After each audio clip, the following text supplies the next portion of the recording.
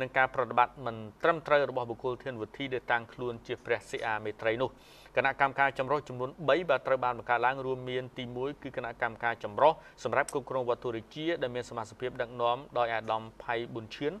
អភិបាលខេត្តកណ្ដាលប្រធានព្រះពុទ្ធវង្សជាសំអាងព្រះមេគុណខេត្តកណ្ដាលជាអនុប្រធាននិងសមាជិកជាច្រើនរូប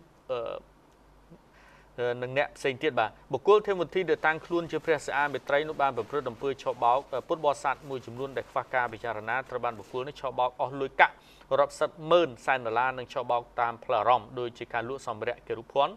គ្រឿងអលង្ការនានានិងភ្លុកឆ្អឹងសត្វនានាតាមរយៈការកុហកថាវត្ថុនោះបានមកពីនេះពីនោះរួមទាំងធ្លាក់មកពីឋានសួគ៌ឋានដុសិតជាដើមក្នុងតម្លៃរាប់ពាន់រាប់ម៉ឺនដុល្លារអាមេរិកឯនោះពីក្នុងការយកទៅជូនដល់បុគ្គលម្នាក់នេះដោយបានសង់បរិយាជិត20ខ្នងនៅជិតវត្តទូរាជាសម្រាប់លក់ឲ្យអនិកជនដែលមកពីក្រៅប្រទេសដែលមានជំនឿលើអភិជំនឿមួយនេះហើយការឆបោករបស់បុគ្គលនេះហើយមានយូរក្រៅណាស់មកហើយទង្វើរបស់បុគ្គលធានវិធីធ្វើខុសធ្ងន់ធ្ងរនោះគឺឲ្យព្រះសង្ឃ7អង្គគង់នៅវត្តទូរាជានោះក្រាបបង្គំបាទមានន័យថាថ្វាយធ្វើបទនមស្ការចំពោះខ្លួនដែលជាបុគ្គលគ្មានធម៌និងឲ្យបរិស័ទដែលមានជំនឿក្រាបនៅដីហើយបុគ្គលរូបនោះតាំងខ្លួនជាព្រះស្អាមេត្រីដើរជន់ពីលើអ្នកដែលក្រាបផ្ទាល់ទៅនឹងព្រះធរណីផងដែរបាទហើយជាបន្តសូមស្ដាប់ព្រះមហាធរណីការរបស់សម្ដេចព្រះឧត្តមចរិយាបណ្ឌិតឆឹងប៊ុនឈៀបាទអគ្គនាយិការរងពុទ្ធិកសិក្សានិងជាសមាជិកធរសភាសង្ឃកម្ពុជាដូចតទៅបាទមកដល់ពេលបច្ចុប្បន្នហ្នឹងព្រះសិអាមេត្រីពុំទាន់មកចាប់កំណើតនៅក្នុងលើលោកនេះនៅក្នុងផែនដីនេះទេគឺលោកនៅក្នុងឋានដុសិតនៅឡើយតែបុគ្គលធានវិធីបានយកព្រះសិអាមេត្រីយកមកធ្វើជាខែលធ្វើជាលេសមកធ្វើអាជីវកម្មរកស៊ីក្នុងការឆោបបោកមហាជនពុទ្ធបរិស័ទនៅប្រទេសកម្ពុជាក៏ដូចជានៅសហរដ្ឋអាមេរិកនៅបារាំងនៅកាណាដានៅអូស្ត្រាលីជាដើមនឹងគឺជា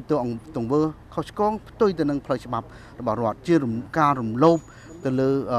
រដ្ឋធម្មនុញ្ញរបស់ខ្មែរហើយមានន័យថាកត់បំផ្លិចបំផ្លាញពុទ្ធសាសនារបស់យើងមិនមែនជាការលើកតម្កើងវិស័យពុទ្ធសាសនាទេបងនឹងចម្រើនបងអរគុណបងបាទដល់ឡែកសម្ដេចព្រះពុទ្ធវាំងអង្គលំហេងបានមានបន្ទូលដែលតាក់ទិនទៅលើរឿងនេះថាបាទនេះគឺជាបលាំងប្រពុតណាសម្រាប់តែបុគ្គលដែលលោកអ្នកត្រាស់ដឹងទេមានការឈប់មានអីនេះហើយធានវុធីនេះកោតគាត់ទៅសរសើរគាត់ថាគាត់ហ៊ានឡើងអង្គុយដោយមិនអញើតណាមិនអញើតណានៅប្រសងគ្រប់អស់លោកទាំងអស់ក្នុងលោកនៅគ្មានណាហ៊ានឡើងអង្គុយទេលើបលាំងនោះគឺសម្រាប់តែបុគ្គលលោកអ្នកត្រាស់ដឹងមួយគត់ហើយចឹងបានឃើញហោះក្នុងអវត្តមានហ្នឹងដូចថា